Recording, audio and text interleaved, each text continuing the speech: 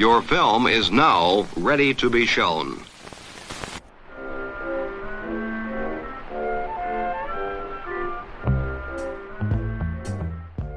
Good morning. I'm Justin Hendricks, editor of Tech Policy Press, a nonprofit media venture intended to provoke new ideas, debate, and discussion at the intersection of technology and democracy. Over the past month, we've announced multiple new hires. One of those hires in the role of associate editor is Ramsha Jahangir. Before joining Tech Policy Press, Ramsha led policy and communications at the Global Network Initiative, or GNI, where she remains a senior fellow. As an award-winning journalist and a 2024 Tech Policy Press reporting fellow, Ramsha has extensively reported on platform governance, surveillance, and digital authoritarianism. She holds a master's in journalism, media, and globalization from the University of Amsterdam and received the Erasmus Mundus Journalism Scholarship. She divides her time between Amsterdam and Karachi. You'll be hearing her voice more often on this podcast, starting today. I'm Ramsha Jahangir, Associate Editor at Tech Policy Press. At Tech Policy Press, we've been closely following the implementation of the Digital Services Act, the European Union law designed to regulate online platforms and services. Last November, 19 of the biggest online platforms and search engines took a major step under the DSA, publishing their first systemic risk assessments and independent audit reports. These reports detail how their services connect to various risks and the platform's efforts to manage them. Despite a growing conflict between American and European officials over the implementation of the EU's tech laws, these reports, and thousands of pages long, haven't received a lot of public attention. To help us understand how these reports are meeting expectations, I'm joined by a fantastic all-women panel today, which, if my research is correct, may be a first for this podcast. Let's start with a round of introductions. My name is Hillary Ross, and I'm the program lead at the Global Network Initiative, or GNI. So we're a nonprofit multi-stakeholder organization, which means we have over 100 members, and we have members globally from across 4 sectors: the tech industry, civil society, investors, and academia. And GNI sets a standard based on international human rights principles for how technology companies should respect their users' freedom of expression and privacy rights. And in particular, we focus on how companies can respond in rights-respecting ways when governments make overbroad demands or requests from companies in ways that contravene international human rights principles. In terms of thinking about the DSA, as governments have gotten serious about regulating the tech sector, it has encouraged them to require the kinds of steps that we've long encouraged companies to undertake voluntarily. So that is things like having clear internal human rights policies, engaging stakeholders, doing human rights due diligence, transparency reporting, etc. And in terms of the DSA, GNI had some reservations about the DSA, but we publicly welcomed the final text as a democratic regulation that we see mostly aligned with our framework and broader approaches set out in the UN Guiding Principles on Business and Human Rights. But from our experience, we know that kind of ensuring that regulation really respects users' rights depends on implementation. So that's what we're focused on engaging with right now, and I'm looking forward to talking with you all about how the risk assessments are actually being implemented. My name is Magdalena Jozwiak, and I am an associate researcher at the DSA Observatory, which is a part of a research institute, the Institute for Information Law at the University of Amsterdam. And in my work at the DSA Observatory, I focus mainly on the topics of systemic risks within the DSA. But part of our team is working also on the issues connected to data access, also human rights framework implicated by the DSA. So we cover various topics around the DSA. Yeah, very much focusing on also topic of today's conversation. And thanks for the invite and happy to be here. I'm Svea Windwehr. I'm the Assistant Director of EU Policy at the Electronic Frontier Foundation, where I focus on platform regulation, user rights, surveillance, and the regulation of AI. So quite a broad number of topics. Previously, I worked at the Center for User Rights, which is a project to enforce user rights under the Digital Services Act at a German strategic litigation NGO. And before that, I've also worked at Google and European Commission. Yeah, I've been exposed to different perspectives on the topic of platform regulation.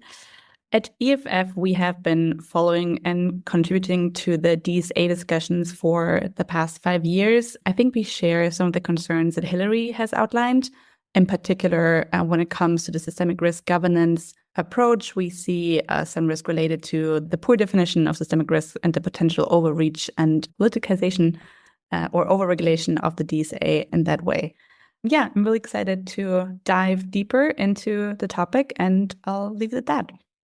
I'm really grateful for each of you on the line today, and the reports we're discussing today will inform any future enforcement actions, so let's dive in.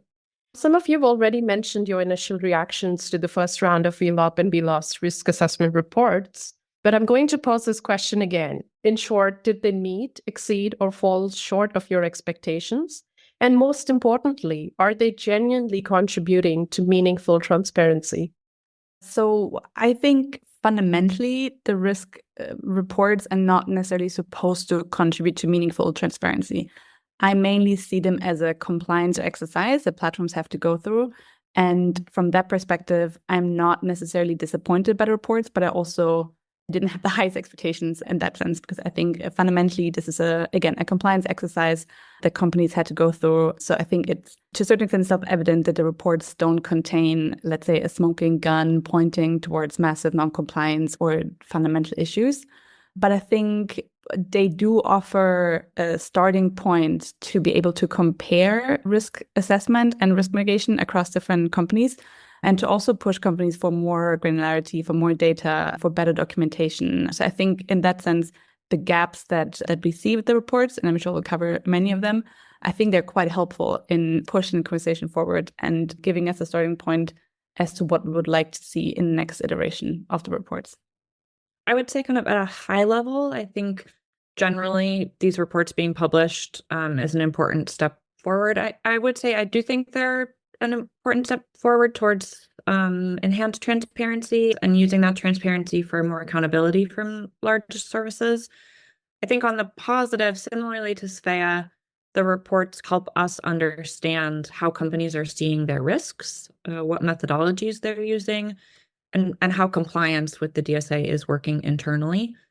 And I do think for more careful readers, they'll give a number of details that will be helpful kind of both to understanding specific companies' management of risks and how they're thinking about protecting rights as well. And also how the ecosystem more broadly is working and how we might understand the ecosystem as a whole.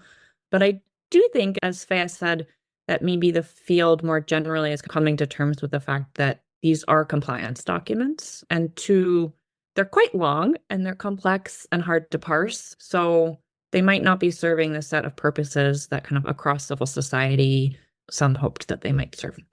Perhaps I was a little bit disappointed, but it's all about managing their expectations. So it is first of a kind of exercise of some kind of transparency and some insight into platforms' ideas of risks they are creating, especially at the systemic level.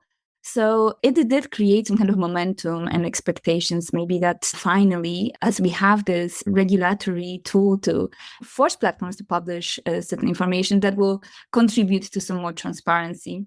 So perhaps those expectations or hopes were badly placed, but it was just the momentum also. But yeah, I think it's more than anything, this is a first step. I think from now on, what is really important is the next step. So how much data will be available as a next step when we have finally the delegated act on Article 40 of DSA. And the reports that are published can be like a first step also for the researchers who want to access non-public data to orientate themselves in what they want to know further. Also, it actually gives us some insight to the enforcement actions by the Commission, and we have so far very little insight into what Commission was looking at when they were asking for more information from platforms and starting their proceedings against platforms. So now we actually have some more context to those actions by the Commission. So in that sense, it is, I think, first step in this iterative process. And the next reports, I think they will somehow contribute to a little bit more of transparency, but also they will provide a little bit more of this, not smoking gun, but they will be a little bit more informative, I think. And that's really my hope, that they will contribute to a little bit more of building certain accountability for platforms. I want to circle back to one point you just made, Magdalena, which I think is really important, which is that the reports will help researchers know what to look for. And I think that's a really underappreciated dimension of the reports, also of the transparency reports overall under DSA. And I think one of the most interesting categories of data that researchers will hopefully get access to is exactly the kind of documentation that went into the risk assessment reports in the first place, which we don't really get from the reports or from the audit reports. But I think that will be actually extremely helpful to get a more precise view of how platforms think through risks internally, what kind of tests they did in order to test risks, what kind of documentation they produce, essentially. So I think that's a really important point. One of the things that have come up is the lack of reporting about the data metrics and methods used to evaluate risks. And do you think, actually, speaking to that, are these gaps in reporting indicative of a broader reluctance by platforms to fully disclose the inner workings of their systems? And how can regulators compel greater transparency in these crucial areas and also ensure that future reports actually do live up to these expectations? Yeah, I think the lack of the gaps that we see in reporting and perhaps the scarcity of data, that's definitely deliberate. And I think as long as platforms were not obliged to publish some data, but veil findings in the reports in a very technocratic, the language that seems to give off the sense of well done homework. I think that's, of course, what platforms, that's understandable that platforms chose to phrase the reports in this way. But that's now the very important next step will be to actually ask for data. And with Article 40, 44, 40, 12, the DSA, that hopefully that will be possible. And there are already, I know there are teams of researchers who are getting ready to make very first data access requests. So just depending how well that will go and how much mobilization there will be, that could be a worthwhile exercise and contribute to much more meaningful findings. And the next thing I think also is the huge role here is for Commission that can ask for information and has so far been quite diligent requesting information from the platforms. So those two active stakeholders I think have a tremendous role to play. I think the pieces that Magdalena and Svea noted on the importance of the reports as a tool to then ask for further data, for researchers to ask for further data is really critical. One thing that I think that will be particularly important around is there are concerns about the risks of the DSA kind of as an overall regulatory system incentivizing over-moderation in the long term. Right now, it's hard to know and tell if that will happen over time. It will be hard to assess if that's happening. And so I think that's also a place where data requests will be quite important. And companies did cite some data in their reports themselves around removals and appeals and prevalence, but it would be great to see more kind of evidence backing up claims within the reports and have those assertions be able to be assessed by outside researchers. And that's, again, to connect back why the risk assessment is connected to the researcher access to data piece of the regulatory framework. So that's one key piece. Yeah. To come back to your question, Ramsha, whether regulators can compel greater transparency in the areas that you mentioned, I think, and this is probably something we'll come back to, but I think there is this open question of whether guidelines are needed, whether additional guidance from the Commission is needed in terms of how risk assessments and risk mitigation is supposed to take place. And personally, I would find guidelines for risk mitigation actually a lot more useful. So to have clear guidance on how mitigation measures must be tested, documented, thresholds for successful mitigation, etc. But unfortunately, of course, that is not foreseen by the DSA. There is not really an option, at least an obvious option, to introduce guidelines for risk mitigation. But I think that is one of the options the Commission still has left to potentially issue guidelines for the risk assessment bit of the process. I'm going to bring this back to what we can glean from the existing reports. Can we get any insights from the risk assessment reports about the specific type of risks regulators are most concerned about? From the perspective of regulator, I think it's also important to look at the enforcement actions of the Commission. platforms do hint at specific risks as far as I could read certain reports connected to generative AI, elections. In 2024, we had all those elections, including European Parliament elections. So that was an important issue in those risk assessments that I've read. Meta really pointed out various mitigation measures and special tools that were developed specifically for that event. So that seems to be focus for many platforms, but for the Commission as well, and from enforcement actions from the Commission, we have seen so far that the Commission has been very worried about the misinformation around elections. Also, the so-called rabbit holes, that is something that the Commission focused on at least 3 of its enforcement actions. So yeah, I think that those were and not so much generative AI. The Commission hasn't, as far as I could tell from the press releases, but the Commission hasn't looked at it. It was a focus for many platforms. So yeah, I think it's something that so there is overlap between what we see in the reports and the Commission's actions that has been started. I would agree. And I think another area that is quite prominent is child safety. So I think both from the Commission enforcement actions, but also from risk reports, we can see that there's quite a bit of focus on child safety as an overarching concern across different platforms. I do think across the reports, there seems to be more of a focus on risks related to content. And that makes sense and also is tricky, as the DSA is not explicit, like these pieces are not explicitly content regulation, and instead of more focus on risks related to the design of products themselves. So I think that will be an area to watch, and I'm curious what we'll see around more focus on kind of design of products. That was also highlighted by Peter Chapman at Georgetown and his team. That is also something the Commission has been looking into. For example, with this proceedings against TikTok, it was actually focusing on the TikTok Lite and how gamification of a service can encourage addictive behaviors. So that is something that Commission actually does look into, and maybe platforms are a little bit less focusing on. One of the things that you guys have already mentioned in many ways is the wide range of methodologies used for assessing risks. And that's obviously in some ways expected, as DSA covers many different services. Looking at these reports and this exercise, having gone through it once, maybe the question is also, what is the goal here? Do we want to understand the scope of risks across the digital ecosystem or individual platforms? So how is civil society and how are different stakeholders reading this assessment and resetting the goal, if at all? I think the goal should be both. I think the reports are useful on their own for each company.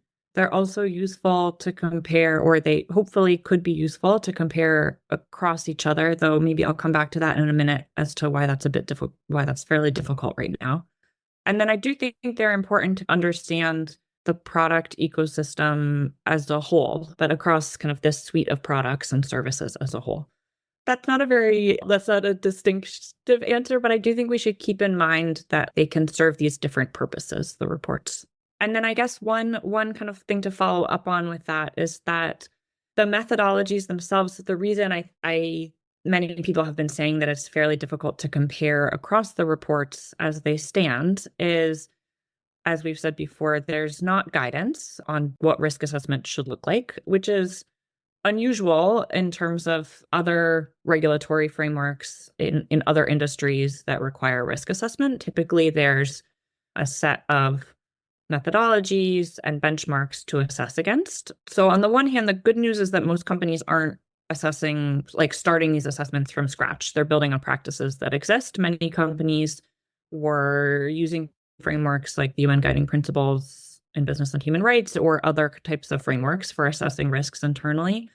And we saw that companies had a wide range of methodologies that they used. So some companies used their own internal methodologies, some used external frameworks. In particular, some companies used the DTSP framework, but it's hard to be able to right now do that cross-report assessment because the methodologies that they're using and the benchmarks against those methodologies are different from company to company.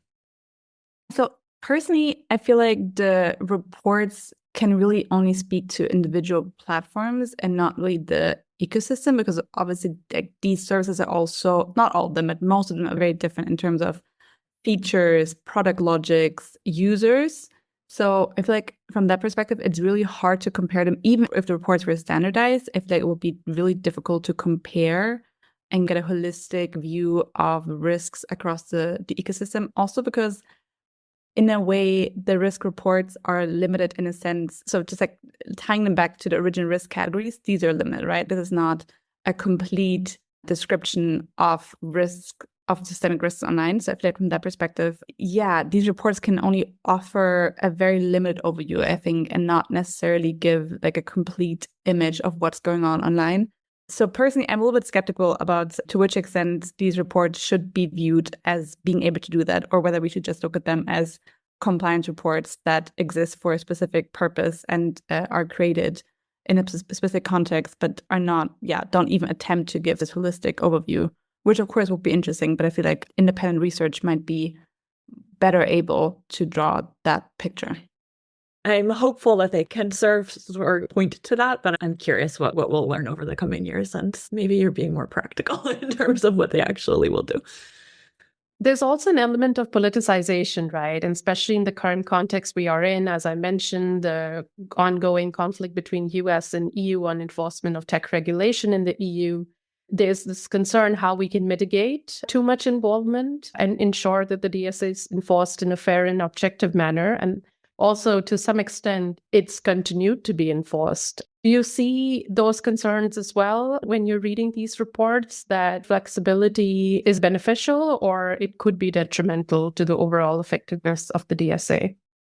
I definitely share those concerns. I think when it comes to the overall political context in which DSA enforcement happens, I think there's a real need to strengthen the enforcement. And so for the political actors within the Commission and politics, the political ecosystem more broadly, to take a step back and let the technical working level do its enforcement work independently. Yes, I think the independence of regulators needs to be strengthened in that perspective, which I think is actually quite crucial in order to also make sure that enforcement actions that do happen will hold up in front of court and are as independent and thorough and watertight as possible. But I think another element to that is that the DSA shouldn't be overloaded with political expectations. I think currently there is this sense among many people in Brussels that the DSA is this sort of solution for all issues online, including disinformation, hate speech, etc., even issues that are not even regulated by the DSA, such as disinformation.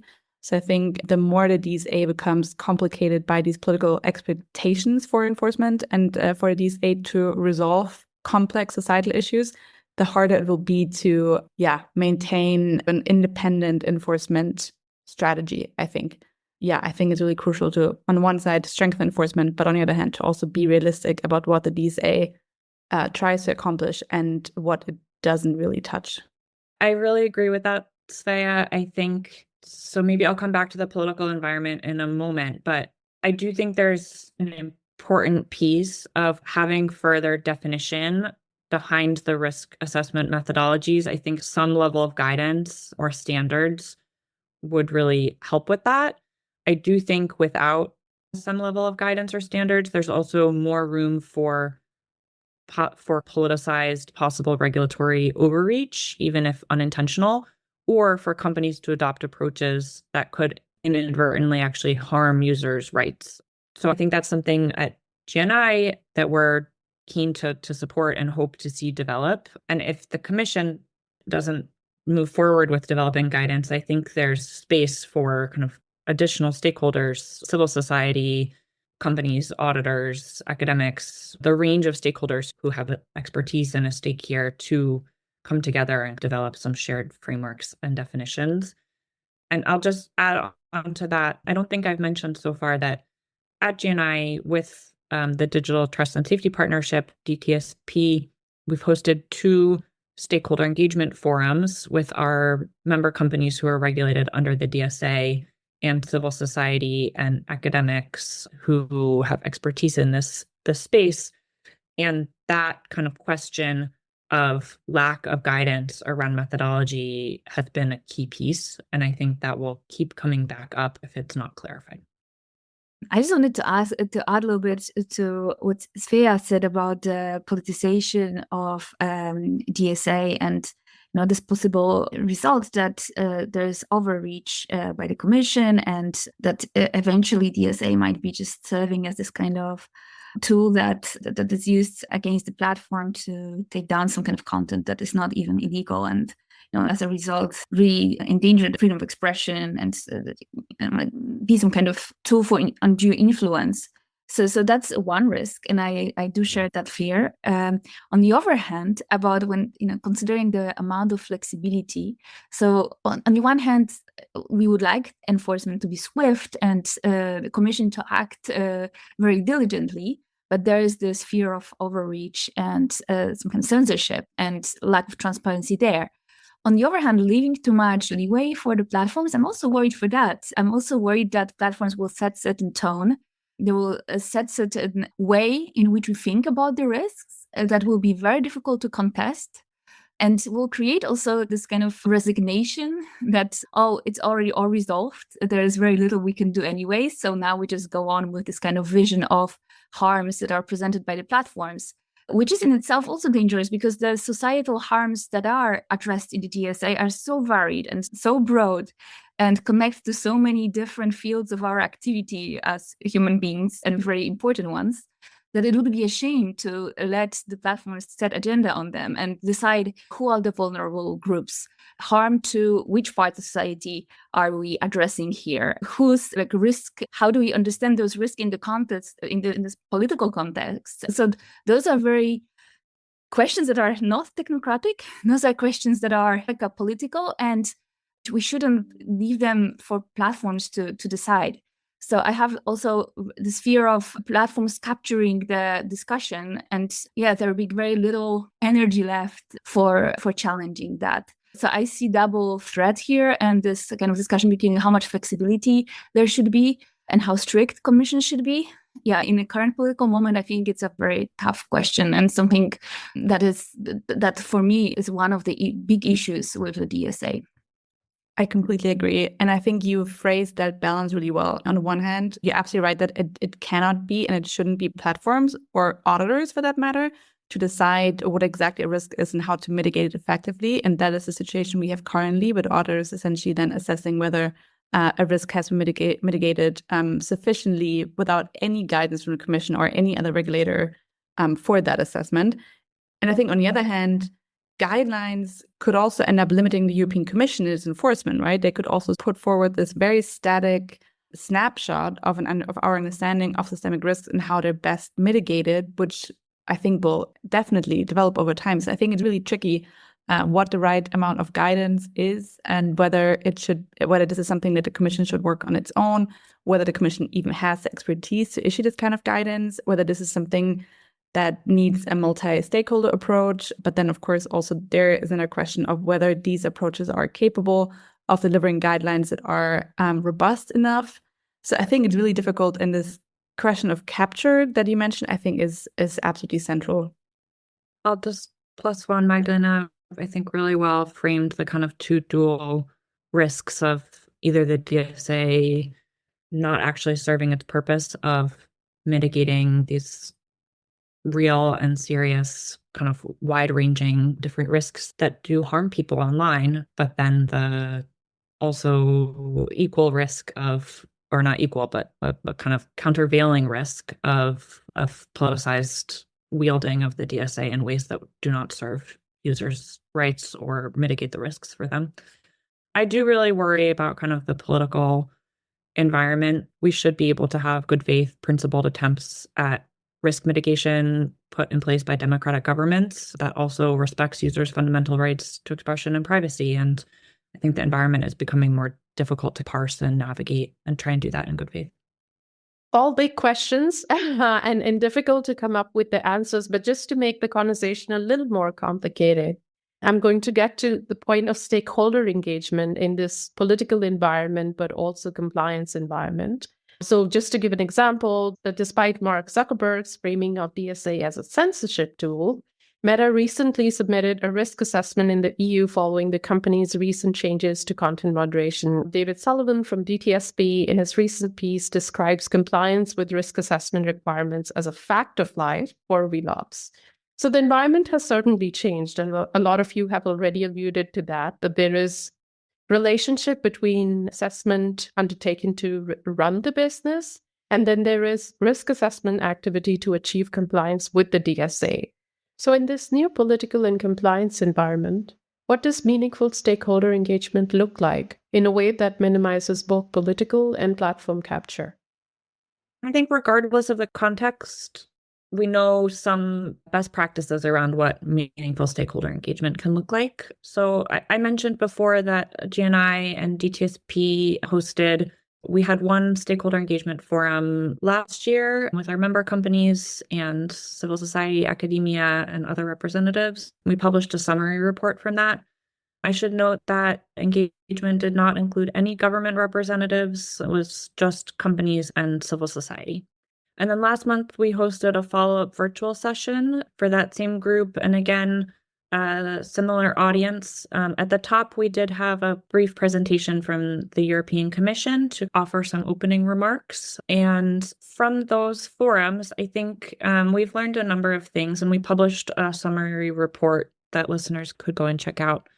I think first, we've learned that civil society and academic stakeholders who were in conversation or being consulted by companies, they often didn't realize that their engagement actually might be informing DSA compliance. So they were engaging with companies as part of companies' more general stakeholder engagement, but companies weren't necessarily explaining that engagement could be used to inform their compliance with the DSA. And that's really a missed opportunity. I think when companies are transparent with external stakeholders upfront about what their engagement will be used for and what they're engaging on, for instance, in terms of thinking about the DSA, what risks companies are assessing, mitigations they're considering, then those stakeholders can offer more nuanced insights towards mitigating risks while also protecting user rights. And once engagements are finished, then there should be some communication and better feedback loops, so stakeholders understand how their engagements or their advice is being used. And I think one thing we saw from the reports themselves, all the reports do discuss some type of external stakeholder engagement, as is required by the DSA under Recital 90. But the extent of that engagement and the specificity and the approaches range pretty widely across companies. So I think the DSA is an important opportunity to improve the overall landscape of how companies engage stakeholders in key markets where they work more broadly. And I think that's something that the DSA can help companies, maybe a place where like the compliance piece of the DSA could be made more meaningful, just good business practices. I think it's worth noting that at least among European civil society organizations, I don't think anyone felt particularly consulted by tech companies when it came to risk assessment reports. So yeah, I think there was a real lack of involvement and consultation. And I also think it's important to think through overall principles that should guide that kind of enforce engagement, right? Hillary already mentioned some, but I think what I would like to see is a consistent and specific type of engagement. As Hillary mentioned, it's much more helpful to discuss specific issues, to be made aware in advance what kind of issues companies would like to discuss, to even maybe get documentation beforehand, so that especially society organizations, which usually have way fewer resources than these companies are able to prepare and actually will then be able to engage in more meaningful conversation. But I think the other issue is also that, well, at least from my perspective, I think we've seen it's sometimes more helpful to have these conversations in a smaller group where other companies are not present. I think there is a real concern among many of these companies to share information that they shouldn't make available to their competitors. I think having these sort of smaller circles that are specific, but maybe also more transparent in that way could be really helpful. Yeah, and something that happens consistently and not on a once-off basis to tick a DSA obligation, but to really establish a dialogue that is useful for both sides. I think that would be really helpful from my perspective. And is the Commission contributing to that in the ways that I know the civil society has really been pushing for these structured consultations? So how is the Commission faring on that front? I know that the Commission is planning to hold an event or a workshop on the risk assessment reports that will include, as far as I understand, both society and companies. So I think there is a genuine understanding at the Commission why this is something society is pushing for. But I don't know if that workshop has been, how concrete that planning is. I think it was supposed to happen in March. I haven't seen an invitation, but I'm sure that's about to come. I think it's really important that there's ongoing engagement. It happens in different kinds of forums. We're glad to be able to host the forums that we're hosting, and they're certainly not sufficient. So different types of ways for companies to engage and for them to engage across different types of stakeholders and different forums, I think is critical. And maybe one note, I think it's also, there's a key role for the Commission to be playing, both in terms of facilitating some engagements. I think there could be room maybe for guidance around what stakeholder engagement could look like. I'm not sure how useful that would be, but it's something that could be considered, and I know people have been discussing. But I also think back to transparency about roles within the ecosystem. I think there also needs to be transparency between how the Commission is engaging with companies and how companies are engaging with the Commission or with government. So in some of the reports on the sections on stakeholder engagement, interestingly, we did note that companies mentioned they engaged with specific governments on some issues, as well as engaging with the Commission, which makes sense, but there should be more transparency about what that entails.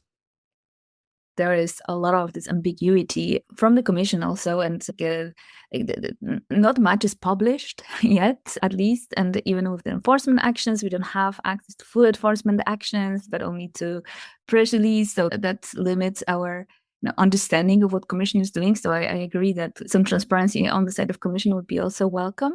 But coming back to this topic of consultations and involvement of stakeholders, I think it's also very important that maybe there's indeed some coordination so that the platforms have access also to different regions and different kinds of stakeholders, based also this kind of linguistic differentiation in the EU that, as we saw with the Romanian election, the local contexts are so different that ignoring those differences might actually cause platforms overlooking the very, very viable risk or like the processes or trends that are happening on the platform. So we don't know exactly what happened in the context of Romanian elections. There are diverging reports on what was actually happening on the TikTok there.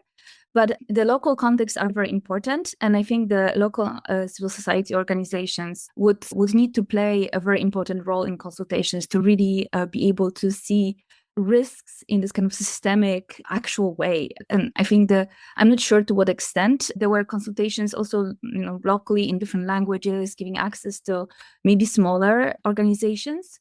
But I think that would be also crucial. Absolutely. And to be honest, I don't think those consultations took place. At least I haven't heard from any local society organizations across Europe that have been consulted. And I think this is something that tech companies could do if they wanted to. And I think it's not secret information who these people are, who these organizations are. Many of them have been trusted flaggers for years. So I think this is really an area where we should and can ask for a lot more from the companies. Thanks so much. Just to sum up everything that we discussed today, the path forward clearly seems to be more transparency, more data, meaningful engagement, and less headlines. Thank you so much, ladies, for your time.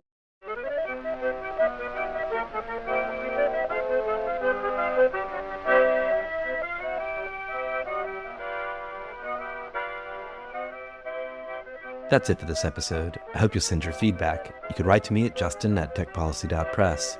Thanks to Ramsha Jahangir, thanks to my co-founder Brian Jones, and thank you for listening.